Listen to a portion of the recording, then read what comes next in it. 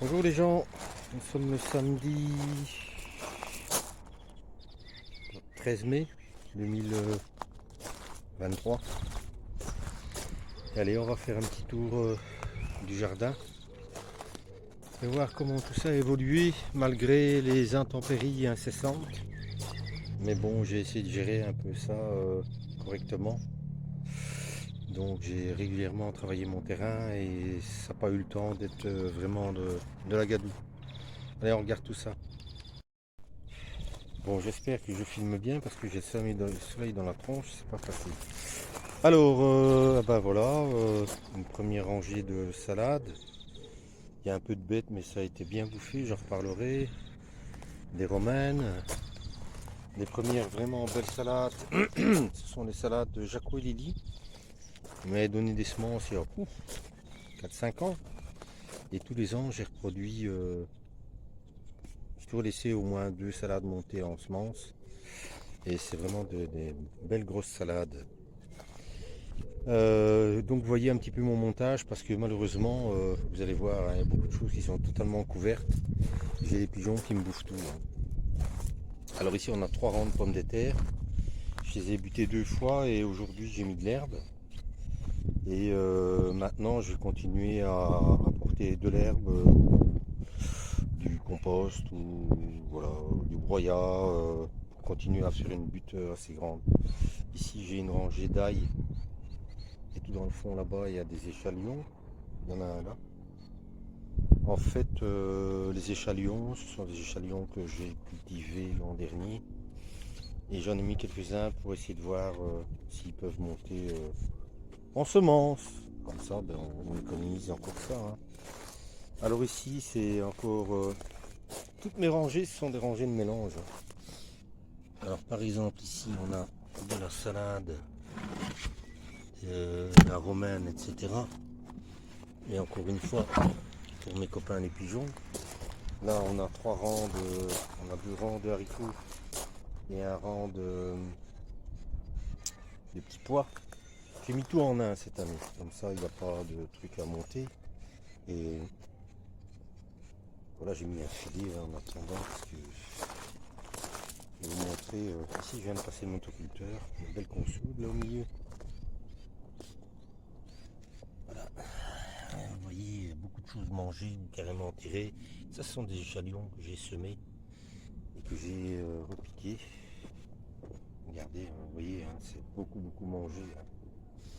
Alors, m'a-t-on dit, vrai ou pas vrai, encore là, bien mangé, hein. Il paraît que le bleu fait fuir les pigeons, donc je mets des cordes, des plastiques et un peu tout ça. Là, j'ai encore des céleri raves ou des céleri âgés à repiquer, mais j'en ai pas mal en route. Ici, on a 5 courgettes. Toujours encore avec une belle consoude. Voyons voir un peu la serre. Alors, dans la serre, j'ai mis, voilà, je pense c'est 15 tomates, un truc comme ça. J'en ai mis jusqu'à 40 à une époque. Donc ici c'est terminé. J'en ai mis plus de temps. Alors c'est quasi que des tomates que j'ai cultivées moi-même, donc que j'ai semées. Sauf là où il y a les petites étiquettes pour avoir quelques variétés différentes, hein. Parce qu'en fait, moi, je dois avoir 3 variétés. C'est la Délice d'Or qui vient de chez Jaco et Lily, la Careo Verde ou la Verde Claro, un truc comme ça.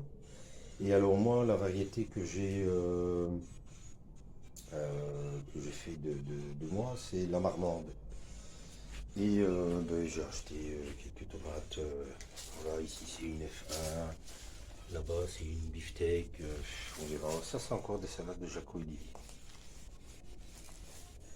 Voilà. Il y en a plus cassé ici. Plus cassé. Là, il y a encore des trucs, je ne sais même pas si je vais repiquer. Et là, il y a quelques salades au milieu des mauvaises herbes.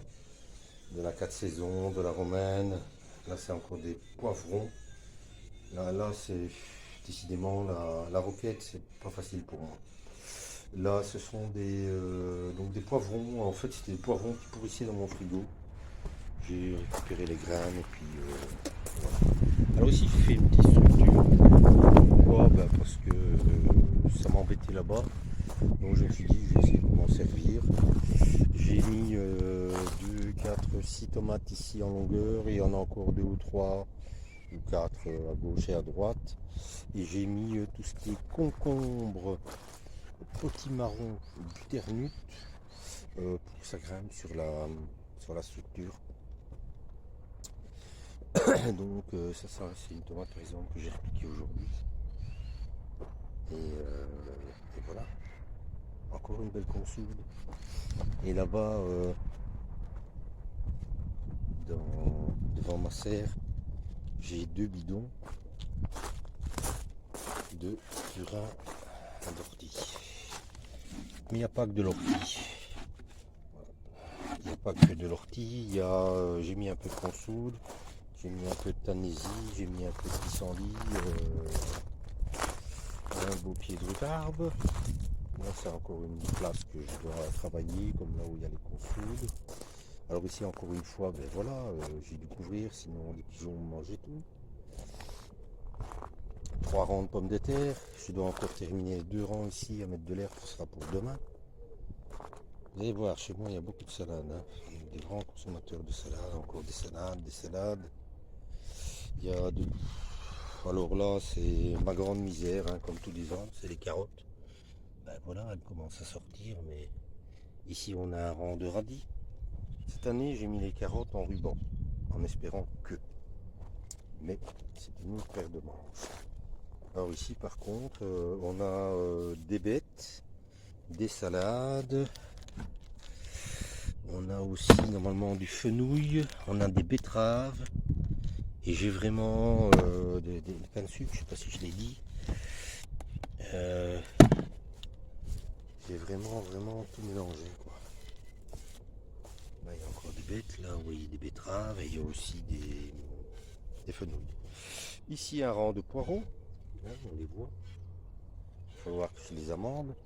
Et vous voyez, hein, je mets toujours de l'herbe entre les rangs. Ça évite beaucoup les mauvaises herbes et ça nourrit le terrain. Et accessoirement, ça garde l'humidité. Et ici, on a 2 rangs d'oignons. Sauf que j'ai dû le faire en 2 fois parce que comme un con, j'avais oublié que j'avais mis des oignons. Et qu'est-ce qui s'est passé? J'ai repassé un coup de motoculteur. Et les 3 derniers rangs de patates. Et ici, non seulement j'ai déjà mis de l'herbe, mais alors entre les rangs, vous voyez, j'ai vraiment mon grand tas de compost ici. Et j'ai passé le motoculteur, j'ai oublié de venir ici. Je vais remettre du compost entre les rangs pour monter ma butte et vraiment aller maximiser le rendement des pommes de terre parce que j'en ai mis beaucoup moins que les autres années. Alors eh ben, ici on vient dans l'ancien terrain, hein, le petit verger avec les petits fruitiers que franchement depuis des années il y a des baies, il y a des myrtilles, mais j'ai jamais eu. Je sais pas pourquoi. Voilà. J'ai un peu de tout, mais ici ça c'est la mûre sans épines, la mûre framboise, c'est ça. Donc qui reprend, parce que l'année dernière elle m'a rien donné du tout. La passiflore qui était magnifique ici sur l'arcade est morte malheureusement. Et le verger, ben, j'essaie de l'entretenir pour à terme pouvoir passer un coup de tondeuse ou un coup de débroussailleuse en vitesse. Comme ça, voilà, ça évite beaucoup de choses. Voilà. Et ici, avec le temps qu'on a en Belgique, c'est-à-dire beaucoup de pluie et de temps en temps 2 jours de soleil comme aujourd'hui, regardez, j'ai tondu lundi, ici j'ai repassé un coup de tondeuse parce que j'avais besoin de terre pour mes patates, mais si je peux déjà retondre. Alors ici j'ai toujours 2 arrosoirs qui sont pleins et bah, je pisse dans mes arrosoirs, comme ça fait de l'engrais aussi, car cette année, ça fait 2 ans ou 3 ans que j'avais plus rien fait ici. Il n'y a pas beaucoup, il y a juste 12 tomates, mais elles vont prendre leur pied ici. Voilà, il y a une dizaine de jours, je les ai repiquées. Et j'ai une menthe là qui revient tous les ans. Et pour le reste, dès que j'ai un peu trop d'herbe, je mets dans la serre. Comme ça couvre tout. Et parce que j'ai beaucoup de liserons. Et le liseron, ça pousse partout. Partout, partout, partout.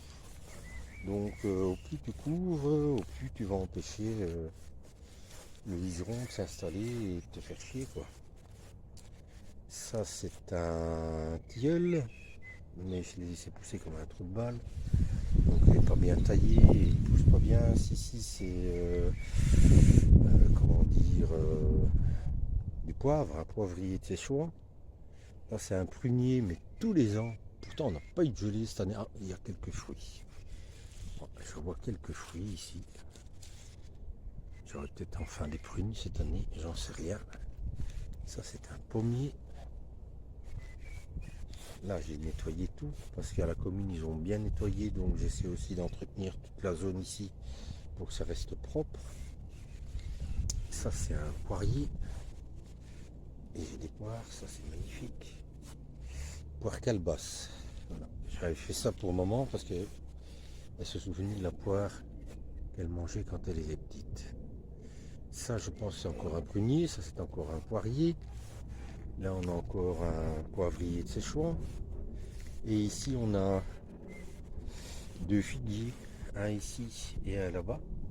Ça pousse moins vite peut-être à cause du soleil. Et en fait c'est ma fille qui est institutrice maternelle qui a eu d'énormes figues à un papa d'un de ses élèves. Et je lui avais dit, écoute, les figues, elles sont super, elles sont grosses, elles sont sucrées, elles sont délicieuses. Demande si tu peux pas avoir une petite branche. Et comme ça, je ferai des boutures. Et voilà, j'ai fait des boutures. Et apparemment, j'en ai réussi deux. Maintenant, c'est clair qu'il faudra 4 ou 5 ans avant d'avoir des figues. Mais ça, c'est une autre paire de manches. Par contre, là où vous voyez les dégâts, hein, ah, mais vous voyez pas. Là où vous voyez les dégâts, c'est tout ça normalement, c'est des bastiges. Et la dame qui m'avait vendu, il y a une quarantaine d'arbres fruitiers là-dedans, hein, elle m'avait promis de venir tous les ans pendant au moins 4 ou 5 ans pour faire la taille, parce que je suis une buse en taille. Puis elle est venue la première année, et puis on est tombé, puis elle n'est pas venue. Et puis on est tombé sur le Covid. Et puis au bout du compte, voilà. Donc, cette année j'ai fait une taille mais à la viking quoi. J'ai pas lésiné et c'est pas très intelligent ce que j'ai fait, mais qu'est-ce que vous voulez, voilà. On essaie de limiter un peu les dégâts. Maintenant ils font leur vie, hein, voilà, il y aura des fruits, mais c'est voilà, vas-y chercher les cerises qui sont là-bas tout en haut. C'est pas comme une autre tige qui pousse par le tronc et qui va grandir au fur et à mesure. Hein, comme là-bas, les pommiers, c'est voilà, c'est des pommiers hautes tiges. Donc vous voyez, il n'y a quasi pas de branches sur le bas. Donc ici, c'est un peu anarchique. Maintenant, je sais pertinemment qu'ils vont faire leur vie et à terme, voilà, il y aura des fruits, c'est tout. Mais voilà, je n'ai pas rendu service à ces arbres pour qu'ils s'épanouissent correctement. Et puis, voilà, je ne suis pas convaincu que basse-tige, moyenne tige, haute tige, il y a beaucoup d'interventions humaines là. Au départ, un arbre, je pense que, enfin, je crois, que je me trompe peut-être. Voilà, sa vie, c'est d'être un arbre comme le chêne qui est ici derrière, avec un gros tronc, des petites branches et des fruits partout. Ben voilà, j'ai fait un petit tour des poteaux, je vous ai montré, j'avais promis, et puis on regardera ensemble l'évolution au fur et à mesure. Allez, éclatez-vous bien dans vos jardins et je suis toujours quelques chaînes, mais bon voilà, je suis de moins en moins derrière mon écran et ça me fait beaucoup de bien. Et puis, allez, on se parle bientôt. Salut, ciao, bon week-end.